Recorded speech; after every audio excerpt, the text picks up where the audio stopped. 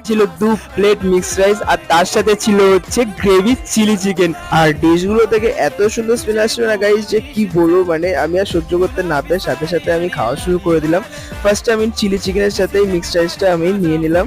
আর দেখতেই পাচ্ছ এতটা সফট হয়েছিল চিলি চিকেনটা, যে কি বলবো, মানে ধরছি আর খুলে চলে আসছে, মানে জাস্ট ওয়াও। আর যেটা আমরা বলে থাকি, তাহলে চলো বাঙালি খাওয়া যাক নাকি, সাথে সাথে একটা গরস মুখে পুরে দিলাম। আর দেওয়ার সাথে সাথে কি বলবো গাইস, মানে এতটা টেস্ট লাগছিল যে কি বলবো, জাস্ট ওয়াও, ফাটাফাটি ছিল।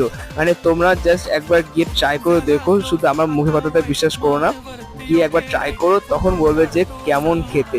আমার কাছে ভাই দারুণ লেগেছে, সত্যি কথা বলছি। আর মাংসটা হাতে ছিঁড়ে দেখলে হবে না, আমি খেয়ে দেখলাম যে কতটা সফট হয়েছে। তো সত্যি বলছি, মুখে দেওয়ার সাথে সাথে মাংসটা দারুণ ভাবে গলে গেল, মানে মাংস গলে গেল, শুনতে কিরকম অকওয়ার্ড লাগছে না, কিন্তু সত্যি সত্যি নরম হয়েছিল, তার জন্য বললাম